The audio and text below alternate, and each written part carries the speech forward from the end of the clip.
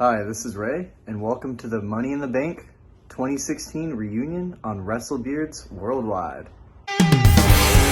WrestleBeards, we got all your wrestling gear. WrestleBeards, hairy man with dirty beards. WrestleBeards, worldwide.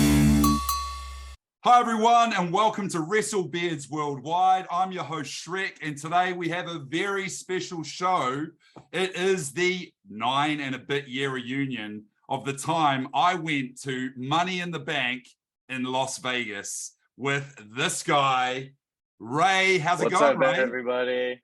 Good. Now, Ray good, and me man. have been friends for, about 9 years, and we've been talking about doing this for a little while, but good to have you on the show, man. Thank you, man. I know we've been trying to get this rolling for a while, so glad we can finally get it going and maybe tell the listeners some of our stories. So let's get into it. I appreciate you being here, bro.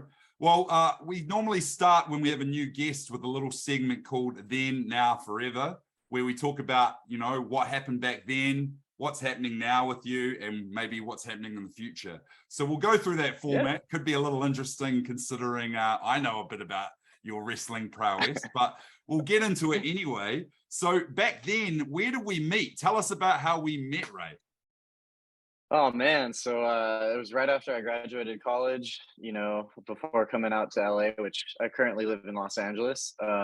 Me and my buddy were like, hey, let's go to Japan. So, went to Japan. We're there for about a month and a half, kind of did everything from Tokyo, Osaka, Hiroshima, Fukuoka, and then happened to run into Darren and your other buddy, Kevin McLadyson. Hey, friend of the channel. Well, that was a hell of a trip, man. I remember a lot of that. I remember some of it, and I don't want to remember other parts of it. But we were in Hiroshima, I think, when we were met up with you guys. I believe it was in some random hostel. Yeah, we met in kind of the communal hostels, which honestly, I recommend that as if you're a traveler in Asia, Southeast Asia, or even Europe, go to the community hostels, and that's just the best way to meet genuine people. And look at us now. I mean, we've been friends all these years, so for sure, bro. That's the way to do it. Yeah, I remember it was a bond bound over a beer vending machine. Oh yeah. Yeah, that was lots of drinks, man. We had plenty of drinks, so that was fun. Good food and good stories. So yeah, for sure, bro. I love that time of my life. Things have moved on a little bit since then, but man, take me back to Japan. Oh yeah. And shout out, you gave your shout out to Kevin. Let's give a shout out also to Meng. He was an awesome guy on that trip. Yeah, absolutely. My buddy Meng that I graduated college with, me and him kind of planned the trip, and that's how we all kind of got acquainted together. And he's living out in Minnesota now and doing his own thing out there. So we see each other probably every few years. So it's been a while, and then it's been a while for me and you too, Darren. So we definitely got to link up, hopefully in the next year or so. Mate, it's going to happen. You know it. Maybe it's going to be another wrestling event. All right. Well, we got that bond sorted in Japan. And then a few years later, I was like, I'm going to get over and meet up with Ray in Los Angeles. Yeah. I'm going to do a bit of a trip. I planned out to see a few things while I was there. And I was like, hey, man, let's go to Vegas and let's go to a wrestling event. So how did you feel about that? What was your thoughts when I asked you to that? You hit me up and you're like, hey man, I'm gonna come to LA and let's drive out to Vegas and go do some wrestling. And honestly, me personally, I mean, for everybody listening on the channel today, I was never super big into WWE or WWF. So Darren hit me up with that, and I was like, you know what? I was like, why not?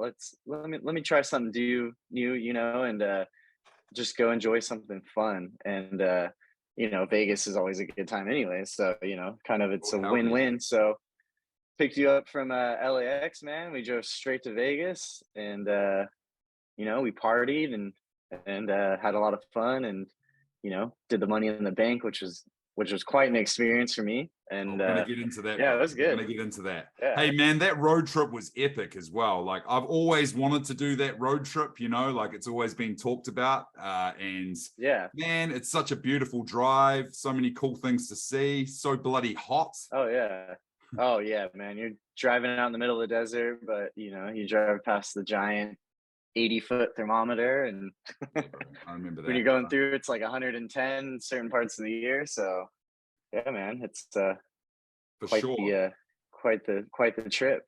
Now, just going, you know, a throwback to that trip. So we'll get into the wrestling, of course, shortly. Yeah. But, just some of the other things in Vegas. I remember we went up the Stratosphere, which is like one of the tallest roller coasters in the world, I believe, or something. It's got so it's got like its own like amusement park on the top of the Stratosphere. So it's got like this super sketchy ride that basically you get on these like little swings, and then the floor kind of goes in towards the building and it shoots you off on the side, and it just starts like spinning around, and it's like, dude, do you let go of your seat harness or do you hold on? And yeah, it's pretty intimidating for sure. It was intense, man. I think I lost my lunch. Yeah. It was hardcore. There was like 3 kind of different rides up on that top, and but the There one that was, we yeah. hung out over the edge, man, that was just next That level. that was a sketchy one for sure. And then there was like that one where it kind of like drop you off over the edge and then kind of like come back and forth. Yeah, That was not good. that was just kiss your ass goodbye, you know. Yeah, I'm one of those people, I hate going on them, but I also love it. I love to hate it, kind of thing. Like that's Oh yeah, I love it, man. I've always been about that thrill, that adrenaline. I mean, Yeah. you know, it's been a while, man. I have a motorcycle these days, so you know, I like kind of the thrill of riding a motorcycle, fast cars. So nice, bro. I'm about that. And I remember, you know, being in Vegas, you got to have a flutter. And I remember going on some, I think it was the Big Bang Theory themed, like, Oh yeah, kind of thing. And I won a shitload of money, man. It Yo, was awesome. you did. All I remember is Bazinga over and over. Bazinga, that's right. And I remember like that trip, I didn't have a lot of money with me at the time, and like I made the money that I needed for that trip. So it was, you know, And yeah, it was right cool time. too, because like the whole Vegas thing worked, because I remember you had told me, you're like, man, I haven't been to Las Vegas since I was like 18, underage. I couldn't gamble. That's right. So you're like, I'm just gonna bring some money and kind of just, you know, have fun and go gamble. And you know, like this is kind of the money I brought to bring. I win some, I lose some. You know, it kind of goes both ways. So, but you were making a killing, man. You you remember, definitely. also on that trip, it was the same time as the World Series of Poker was happening in Las Vegas. That's right. Yeah. I was thinking about like entering one of the real low tier events, but it was a bit late notice. But I went and played in like some of the cash tables. I played with a couple of pros. It was pretty cool. Nice, man. Yeah, that's dope. That's good, because time. me personally, I've never been like a gambler. I'll just go, you know, I'll throw some money in some slots. I'll have some drinks, get drunk. That's kind of my thing. Nah, that's the way to go. I remember we had a few big boozy nights out. We were at the Caesar's Palace, and we went to a few of those joints, but we weren't staying in a pretty awesome hotel. I remember it was pretty like, nah, we had like on the outskirts. We had like a La Quinta or something, you know, just like a little. It was pretty subpar. We weren't even in a hotel. We were in like a little like, you know, motel. We were basically staying in the outskirts of Las Vegas. We weren't even in the main drag, but who cares? You save money on that crap, eh? Oh yeah, and another crazy thing was like, you know, I'm big into like electronic music festivals, and it was funny because I think also EDC was going on that weekend. That's right. And I actually hadn't been to EDC since they moved it to Vegas, so I actually just went back in 2019, but wicked. Man, it was crazy. Like so many people were out there. So there's so many things happening with the obviously Vegas itself, then the World Series of Poker, then EDC, and then Money in the Bank. Oh yeah, Money in the Bank. So that's where we get to now. So I remember the day clearly because we were playing that Bazinga game, that Big Bang Theory game, and then I was like, oh, we're gonna actually miss the start of the event that we've actually came here for. So we had to like bust and move across town because that was quite far away from the venue. Oh yeah, we were like up strip, like off strip, kind of like it was a mission. That's right. And I think So, that was before what? They weren't really doing Ubers and Lyfts then, I don't think. So no, it was another time, my friend. So this was on the 19th of June 2016, and the Money in the Bank pay-per-view, I think it was like the 7th edition, so it had been going for a few years. It was taking place from the T-Mobile Arena, which was a pretty cool arena, man. Like it was good size for sure. Like I've only known that previously from seeing it in like featured like with UFC taking place there and so forth. Yeah. It was cool. Like it was a lot smaller than I imagined it to be, like watching it on television. Did you feel that? Yeah, definitely. Because I mean, I've been to kind of some larger like sports arenas and stuff, like bigger soccer fields or football fields, baseball. So it definitely was a little bit more cramped in. But it did give you that full experience of kind of like the stacked seating, like you were in an actual arena, which was cool, man. Yeah, man. And, well, the attendance for that event I've just got written down here was 14,150. So they packed them in. Really? Yeah, man. Yeah, definitely. Pretty cool. So I'm going to go through the card of the show and all the matches that were on. We can jive on them. You can tell me if you remember what was going on. But I think it's interesting for those at home to understand all the matches that took place. And I'll let you have this known, Ray, that this is actually like since this pay-per-view took place, this is still looked upon as one of the best pay-per-views ever. Really? I did not know. That's awesome. Dope. Like outside of Royal Rumbles and WrestleMania, they're quite common law as the. But it's lived up to its hype over all the years. So exactly. That's good. I mean, yeah, man. I mean, being honest, like for my first time, it was very enjoyable.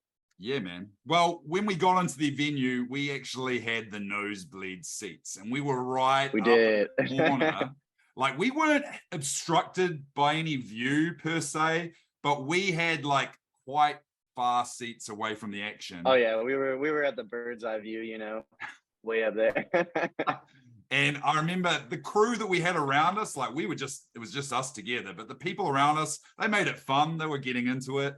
Like it didn't matter that we were too far away. Oh yeah. It felt like a good time. Absolutely. We had, grabbed a few beers, we were pounding some beers and that's right.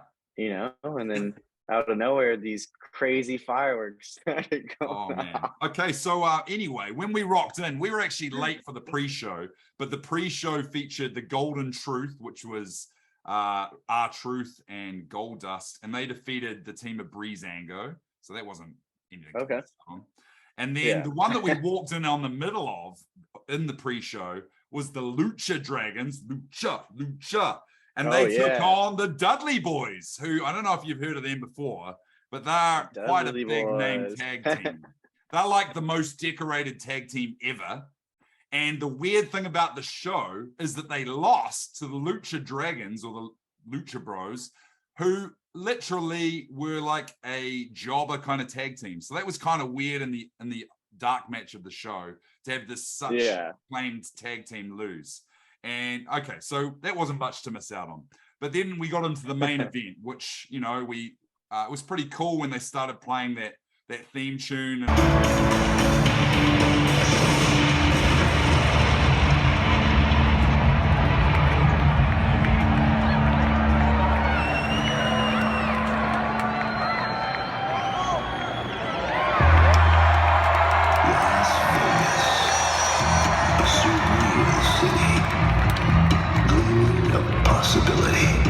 And the opening match was the New Day taking on 3 other teams in a fatal 4-way match. So they took on Gallows and Anderson.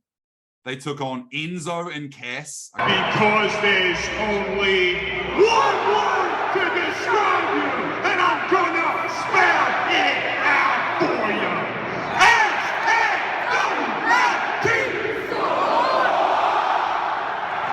And they took on the Board Villains, who were like a throwback to the 1920s kind of circus. Act. And then didn't they pretty much dominate all 3 of the teams, right? They did. The New Day. That's right. They ended up going on a real tear. Like they had like many reigns as champion. I think this was their first reign. Nice. And they became one of the most popular things. Whereas I think at this time they were still heels. They weren't that much fan favorites from what I remember. But they were really entertaining to watch though. Yeah, from what I remember. Certainly So are. yeah, They certainly are. Yeah. And the coolest thing about them is that they were a team of 3. So they would always sub in. It's called the Freebird rule, where you can actually have 3 tag team members. Yeah. Oh, sick. Dope. Something different. So the match ended up being won by the Big Day. The New Day. Big E and Kofi Kingston executed the Midnight Hour and on 8 in English, and they got the pinfall. So that was a pretty cool way to start. Then it was followed up by a couple of boring matches, from what I remember. I will take you back one sec though with the New Day. You remember we got these bad boys right here, the Bootios. Yes. Hey, 1 second. That's souvenir, man. Yeah, you already know. But you know what? My one is not like your one. Oh, that's right. You got like the action figures and everything, huh? I forgot. So did you buy that there? Yeah, I actually got the same as you at the event. But when I got back to Indonesia, where I used to live, we used to have a housekeeper, and she saw an empty box and just threw it out, thinking that it was like some kind of like empty cereal box, and she just threw it in the rubbish. I was gutted. You're like, wait a second. Yeah, man. But it's a little cool keepsake. Yeah, definitely. You know, you always gotta have your little souvenirs and stuff. So that's kind of the memories and stuff. So yeah. Yeah, man. No, I'm proud to see you've still got that. I think it was only like, $60 for a cardboard box or something. Yeah, for a fake cereal box. Okay, well, moving on. The next match of the main card was Baron Corbin, the nasty Baron Corbin, and he took on everyone's favorite Dolph Ziggler. Not really.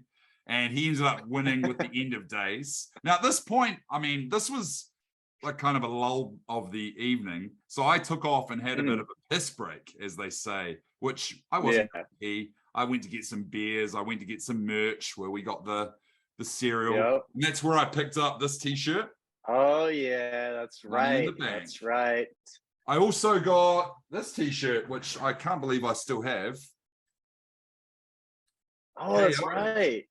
Kevin Owens T-shirt. So I'm pretty cool to have that because he's still one of my favorites.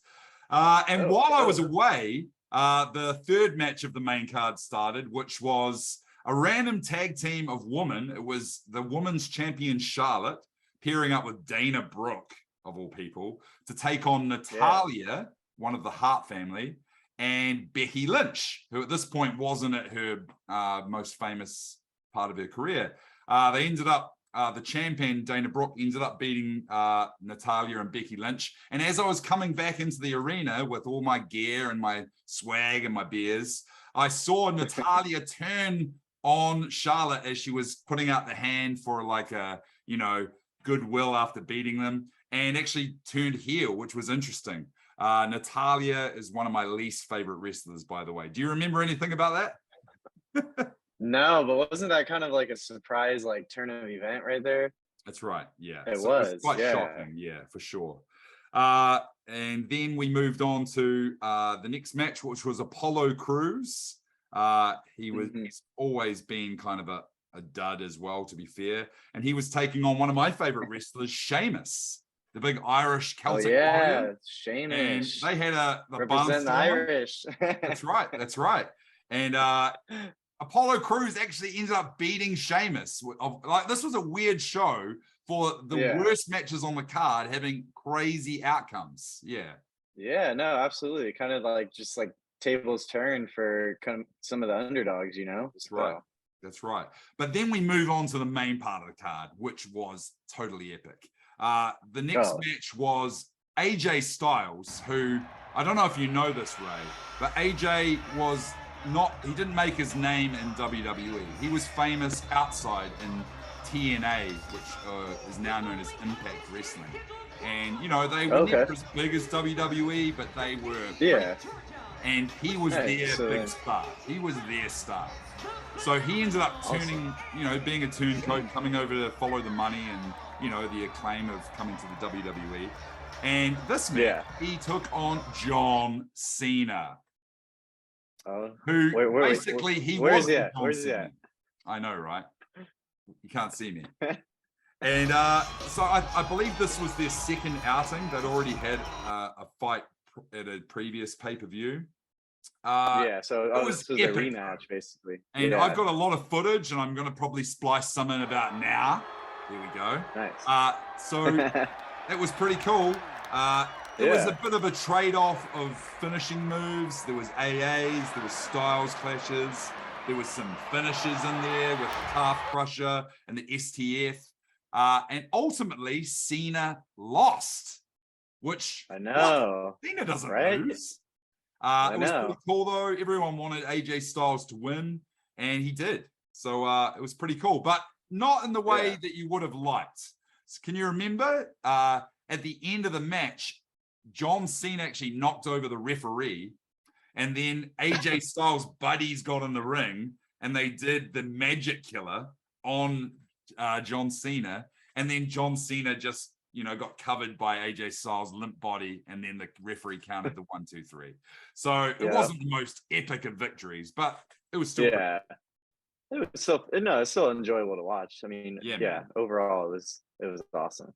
Now, it's no surprise you're not the biggest wrestling fan. You said it earlier, but had you heard of John Cena already at that point? Of course, yeah, absolutely. So I mean, not even being like the biggest wrestling fan, but you've heard the names, you've seen clips on social media and stuff like that. So yeah, man. I mean, even John Cena today, he's a huge actor now. So he's definitely kind of done his part in the wrestling scene, and sure. So yeah.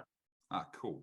Okay, well then next up was, the match that is the namesake of the pay-per-view. It was the Money in the Bank ladder match. And this was, it was 6 guys in the ring. They were all trying to climb that ladder, retrieve the briefcase. That briefcase. That's right. And if you get the briefcase, you get to cash it in within a whole calendar year. We'll get to that later. To have your shot at the WWE World Heavyweight Championship. So I'll go through who was in this match. We had the Lunatic Fringe, Dean Ambrose. We had Alberto Del Rio. We had Cesaro. We had Chris Jericho. We had Kevin Owens. Shout out to KO with the t-shirt. And we had Sami Zayn. So I got to tell you, these are 6 of my favorite wrestlers. Hands down. And they were all in one match together. It's insane. That's crazy. Now, of those 6, Ray, only 2 of them are still in the company actively today. Really? Oh, wow. 4 of them have jumped ship to other companies. So you can probably never see this match again, nor would it like that anyway. So the match was chaotic. Can you tell me what you remember of this ladder match? Man, I just remember all these dudes just trying to get on that ladder and get up there as fast as they could. And there were so many close calls at first, and then somebody be like inches from grabbing it, and then nope. That's the key to a good ladder match, man. Like just BS of trying to get up, but it's gonna be like probably half an hour until that victory's happening. So don't even. Oh yeah, absolutely. Yeah. It's just to suspend our belief that anyone can win, that's basically the goal. Oh yeah. But it ended up coming down. Well, everyone was wiped out around the floor, being knocked over by various ladders and situations. I remember KO set up this awesome contraption where he put ladders across ladders, and then he ended up being the victim of his own kind of special situation. But ultimately it ended up with Dean Ambrose winning and becoming the Mr. Money in the Bank. And when would he cash it in? Stay tuned. So we get on with the card. I'm just flicking through my pages here. And the next match was for the US title, the United States title, your title. And it was Rusev, the Bulgarian brute, and he was the champion at the time. And he defended against, now this is a rare and very weird person to defend against, Titus O'Neil. Now, I got to tell you, Ray, Titus probably never had another pay-per-view match ever outside of this match, a singles one anyway.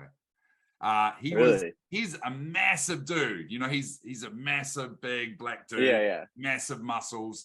He's awesome, and he's a really nice guy. He's a good humanitarian. He does all these awesome things for kids and veterans, and he's just an awesome guy. And there was no reason why they never pulled the trigger on him, but they just never did. And this was kind of like their experimentation, I think, with would it work, and it just didn't work because I just don't think he had the natural charisma. But, so it was like a test. They kind of tested him to see if, you know, he'd be fit for the and it just future didn't events work. and stuff. So it didn't work out. The weirdest thing wasn't about this match and ultimately him losing, because obviously that was always going to happen. But the weirdest thing, and I don't know if we talked about this at the time, but I watched it back on the replay. So when Titus walks to the ring, and I may put some footage of this over the top, when Titus walks to the ring, his children are sitting ringside, okay? Which is pretty cool, you know, daddy's in one of the main events. Your dad, you know. And then he goes up to his son, who must be in his teenage years, and he kisses his son on the lips.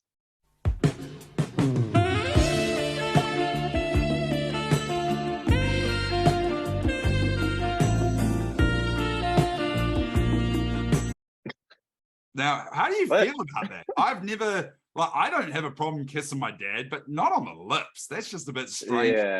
And they've replayed that several times through the years, and it always makes me a little bit cringy. I thought it was just a bit strange. That is pretty cringy for sure. Like, usually you're not kissing your dad on the lips. You kiss your dad with those lips. But that's all I remember about that match. It wasn't that memorable, and obviously, I've got it in my notes here. Rusev wins, and then in big brackets, that kiss. So anyway, moving right along, we get on to the main event, which is Roman Reigns, the current, at the time, WWE World Heavyweight Champion, and he's taking on Seth Rollins, who is his old stablemate in the Shield. So they have a heck of a match. It was so awesome. The entrances were cool, and they trade all of their usual big moves. Roman with his Superman punches and his spears. A few of them, you know, were near falls, and then ultimately ends with Rollins doing consecutive pedigrees and winning the title, which, to see a title change at an event, I mean, you probably don't understand how cool right? But to see Rollins beat Reigns was just epic. And at the time, Reigns was the babyface. He was the champion. However, everyone hated him. Everyone hated him. I remember that. A lot of people were like, they weren't big fans of him. They're like, man, forget this guy. You know, he's not, you know. And Rollins was being painted as the heel, the bad guy. However, people were cheering him. So it was kind of like, why didn't they do the, you know, the swap over of roles and have this be more of an effective title change? But however, a title change it was, but was it the only title change? No, it was not. Can you tell us what you remember at the end? Do you remember? I'm blanking, man. I'm blanking. It's Dean Ambrose's music hit.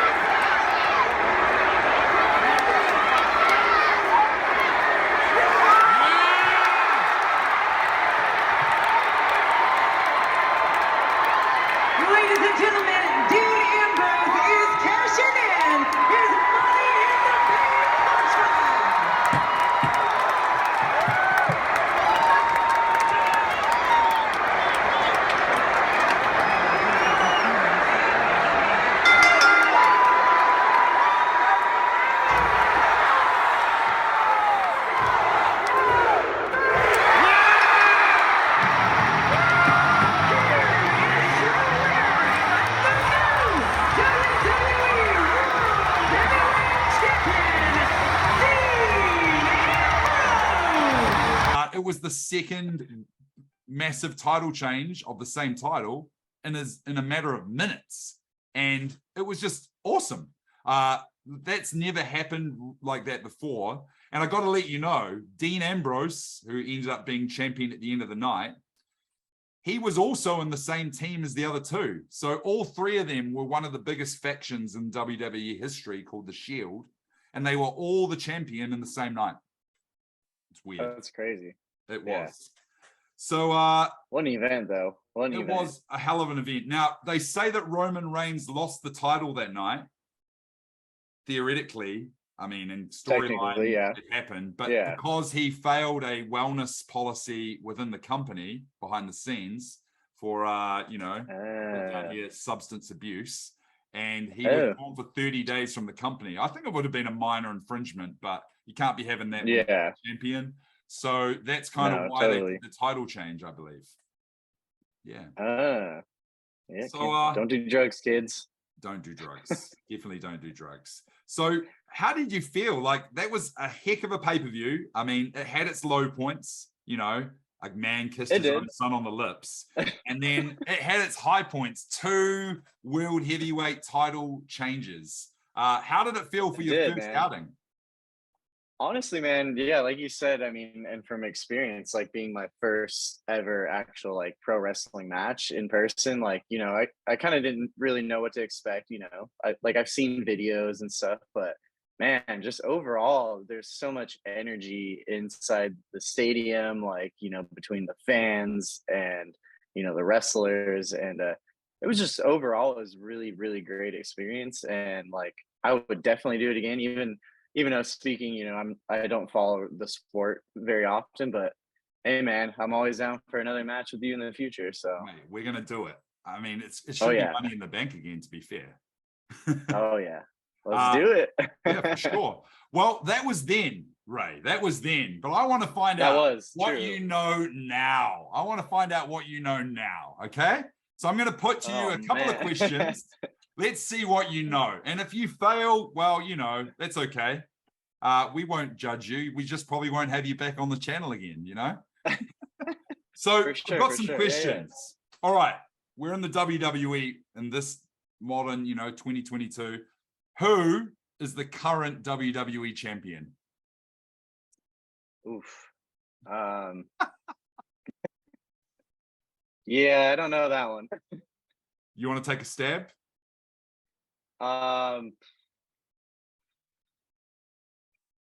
John Cena's not in anymore, is he? Right? He makes occasional appearances, but yeah, not okay, really. Okay. Is Roman Reigns a champ again? He is. He is. Crazy. He is. Lucky guess. Not only that, he's in the momentous 900-day reign. So he's been the champ for a long time. Yeah. He's not only the WWE that's champion. Like 3 years. They split the championships apart into 2 world champions. So there's the WWE championship and the Universal Championship. Go figure. Yeah. And he's both of them. Yeah. Wow. He's both consecutive champ. Wow. Okay. Good for him though. He beat your boy Brock Lesnar for the Universal title, and I can't remember. I think he beat both of them for.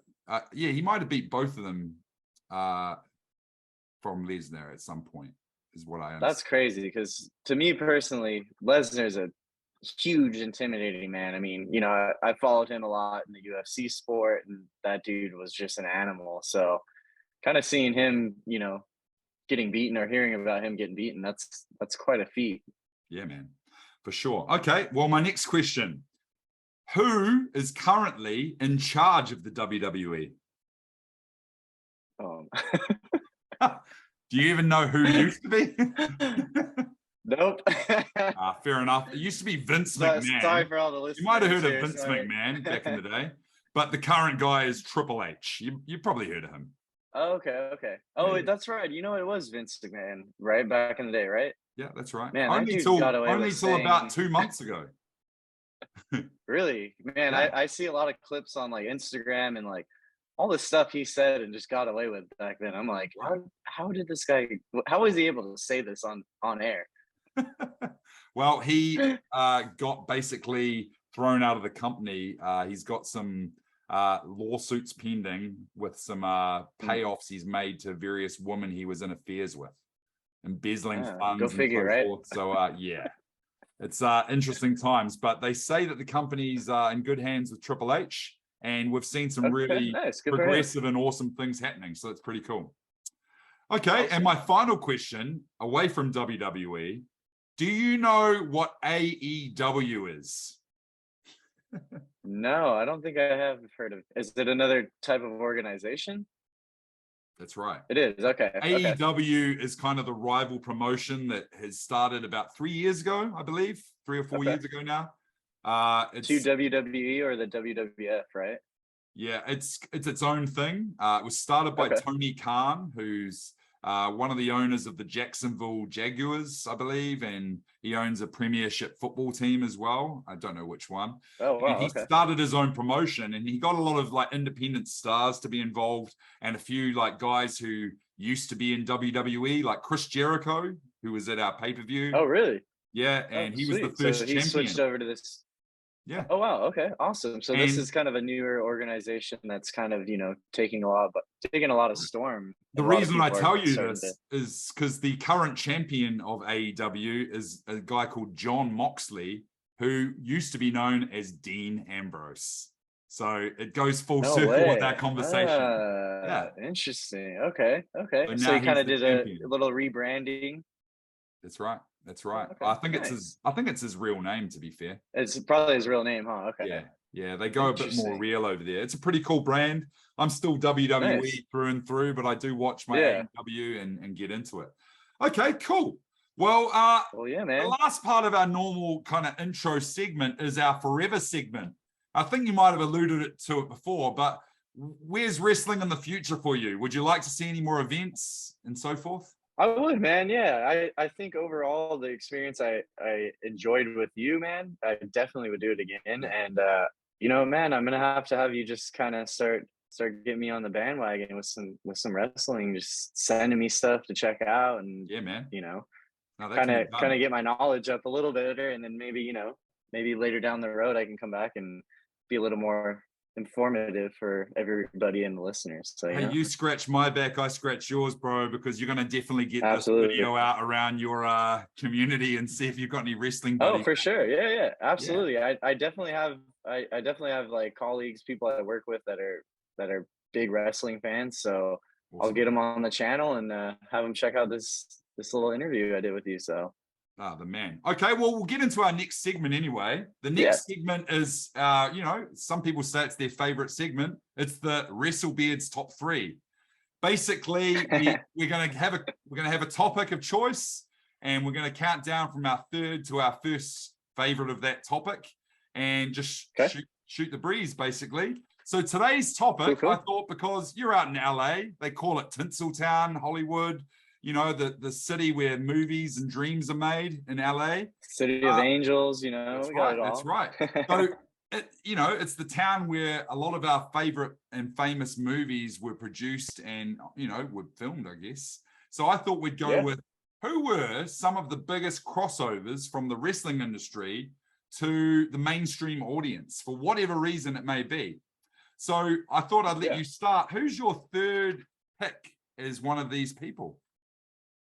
So, we've got Lesnar, obviously he kind of did, his switch back, and he's kind of been back and forth with UFC to wrestling. Yeah, man. But also we did mention, Batista has become a big actor these days, so he'd probably go for the third. You're seeing a lot more of him acting these days. Batista's doing really good things. Of course, we saw him in the Guardians of the Galaxy and in the Avengers and so forth. He's well involved in that franchise now. I think he's probably known to more people for that role rather than his wrestling time. Honestly, I could probably see that. People be like, oh, who is this guy? And then, they start doing some background looking into him, and they're like, oh, he's a, professional wrestler. And that's right. Drax the Destroyer. Okay. Yeah. That's a pretty cool start with your top 3. Well, my third pick. Yeah. I've got down here. Oh, who did I have? The Macho Man. I thought the Macho Man transcended the sport of wrestling, and primarily for one reason, and it was Slim Jims. Are you a Slim Jims fan? True. Me? No, I never personally got into Slim Jims. What does he say? Snap into a Slim Jim. Oh, yeah. Slim Jims is that fake processed meat or whatever they're getting made from. I've never tried a Slim Jim. I'm assuming it's like some kind of beef jerky or something, is it? Yeah, it is. Supposedly it is, but probably a little less. They're kind of nasty, if you ask me. But I also think that he was really memorable. He was also featured in the Spider-Man movie as the bad guy Bonesaw. Do you remember him in that movie? Oh, yeah. Was that the second Spider-Man movie, right? I think it was the first one. It might have been the second one. Or the first one? Yeah. It was the Tobey Maguire Spider-Man, right? That's right, yeah. And he was only in it for like 15 minutes, but it was a memorable appearance. So he's my third pick, but not only that, I just love the Macho Man. Oh, yeah.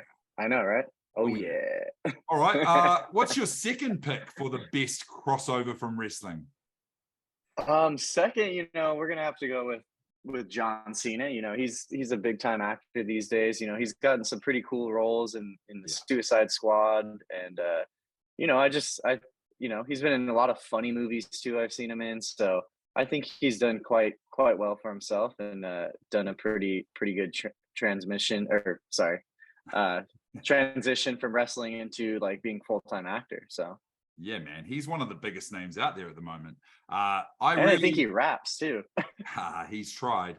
I've just been watching The Peacemaker, actually, the series, and it's really funny. It is, man. That first episode kind of surprised me. That's right. It was pretty good. And especially because I didn't think of the role of Peacemaker in the Suicide Squad, I didn't really rate, but then I really like his involvement in the series. So yeah, his whole little spin-off, and for sure. He's also been in one of my favorite cartoons. I watch a lot of cartoons as being a teacher, and he was in Ferdinand, where he played the bull. I don't know if you've seen that, but it's really fun. No, was that like a Cartoon Network I think cartoon, it's like a Pixar kind of movie or something rather. Oh, okay. So Disney. Yeah. Okay. It's really good. It's really good. Nice. Okay, cool. Great second pick. Awesome. Well, my second pick, I don't know if you even know this guy, despite seeing him live, but Chris Jericho, Y2J Chris Jericho. Now, you might go, I don't know him. He's not mainstream. But outside of the wrestling world, this guy has got his finger in so many pies. So he's in the band Fozzy. I don't know if you've heard of them before. Okay. They're really like a hard rock band. They're really good. They do that song Judas. Are they from New Zealand, or where are they from? No, they're from they're he's from here. Canadian. Oh, okay. They're from the States. Yeah. Okay. And they're really, really good. And then he's also got one of the biggest podcasts in the world called Talk is Jericho, where he has like weekly, guests. I think it's twice a week. He normally, he doesn't really just make it all about wrestling. He has a variety of different people on there, and it's just a really good listen. Nice. So it's one of my kind of, in the gym listen tos or drifting off to sleep. I'll have to check it out. I've been definitely hopping on a lot more podcasts these days myself. So yeah, it's one of those ones. I'll check it out. Political. It's just that shooting the breeze with different interesting people. Yeah. So I enjoyed it. Awesome. So he's my number two. And what about number one? I bet you I could name it. Oh man, you already know.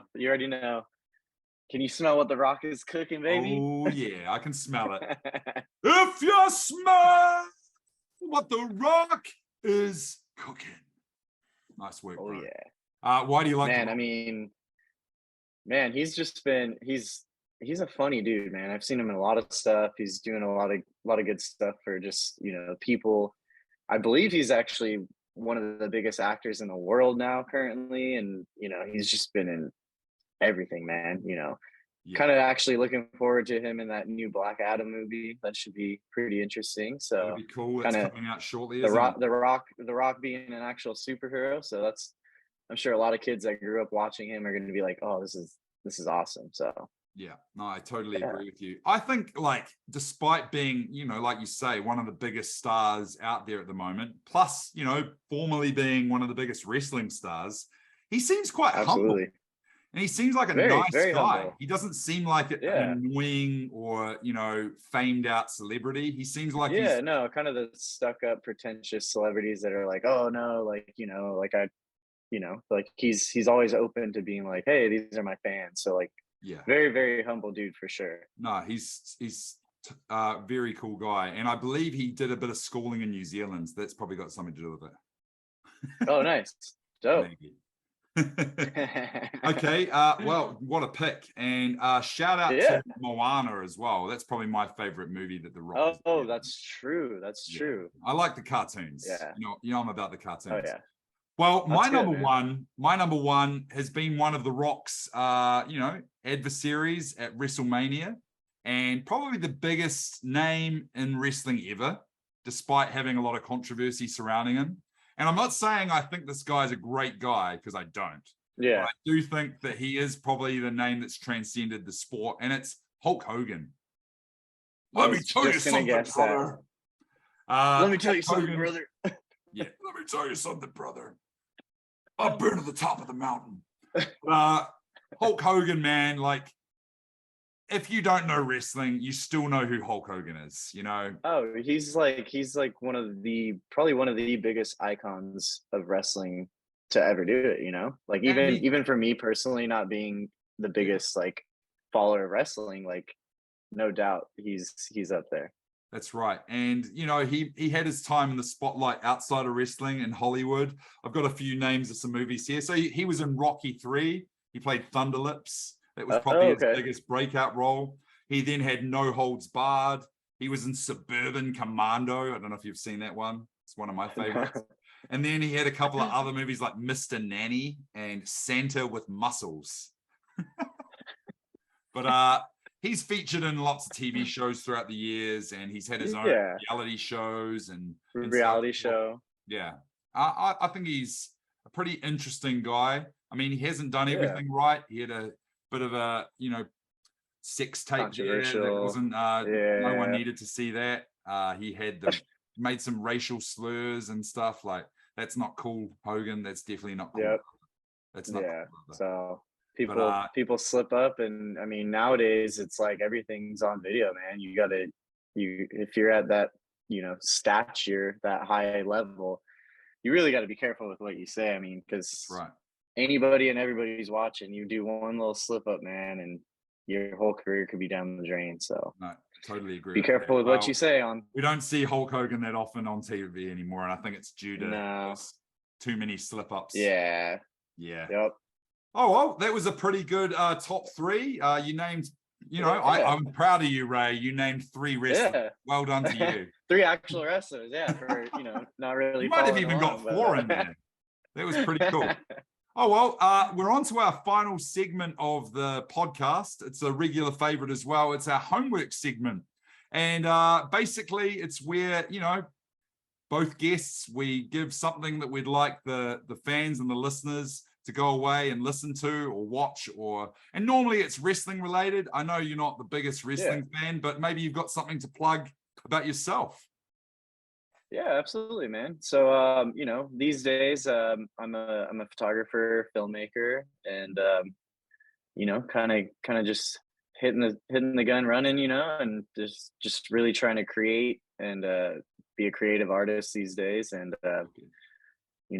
I encourage everybody who's kind of in the same line of work, or somebody that wants to be creative, to always kind of push for your passion. And it's got its ups and downs. Trust me, these last 10 years haven't been very easy, but there's always kind of light at the end of the tunnel. So life's a slog, man. Is there anything that you want people to watch out and see that's coming soon from something you've been involved with? Yeah, so I mean, the last few days and last week, I just did a little kind of like athletic fitness kind of test. My buddy did some photography. I went and did some video. So it's for this company, Aloe. I don't know if you guys if the listeners have heard of it. Aloe is kind of like a big athletic yoga clothing company.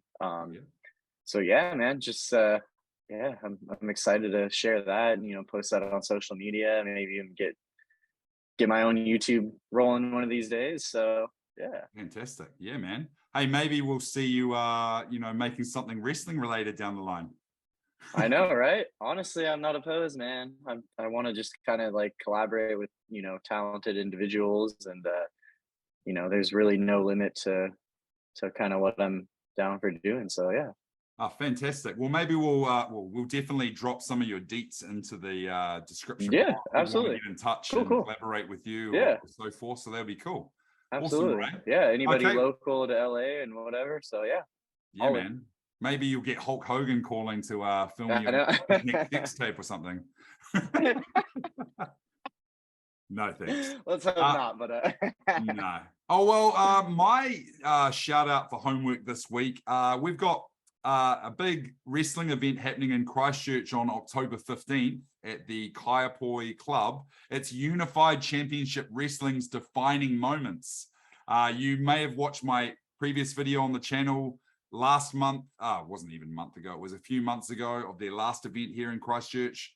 It was a popular video. A lot of the wrestlers and fans alike got in touch with me saying how good the video was. I mean, it's nothing up to your part, to be fair, Ray, editing wise.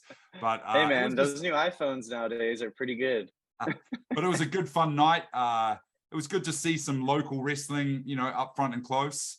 And yeah, Nice. I pledged that I'd be back again, and I'm back again. I shall be going. I've got a few buddies that are coming along with me, a few beers, a few laughs, and Nice, man. yeah, looking forward to that. I do have a question for you, man. I Yeah. mean, since you've become a married man since the last time we've seen each other, what about your wife? What's her take? Have you kind of convinced her into the whole wrestling thing? Not at all, man. Not at all. No, okay. She doesn't mind me getting into it, but she thinks it's lame. And you know, fair enough. We're all allowed our own likes and dislikes. True, but true. She doesn't. Yeah, she no, doesn't. for sure. She doesn't buy into it. And I guess it's the fact that, you know, I put a lot of time and effort into, you know, making the channel or listening to podcasts. Yeah, absolutely. I buy figurines and Funko Pops and lame things that she probably thinks is a waste of money. I spent a lot of money on this title belt that probably should have gone to better use. But you know what? I don't mind because I love wrestling. Yeah, that's so good, man. That's good. Yeah, it's always, you know, the inner kid in you. Like, don't ever let that inner kid go away, you know? Thanks, brother. No, I appreciate that. Yeah. But Absolutely. you know, for every wife that doesn't like it, there's another million fans out there who will like it with me, right? Absolutely. Absolutely. Hey, this has been real, bro. And you know, I've really appreciated having you on the channel. I know that, you know, you're doing big things out there, but thanks for coming out and just, you know, jumping on the podcast. And hopefully we'll have you back in the future when we go to another event.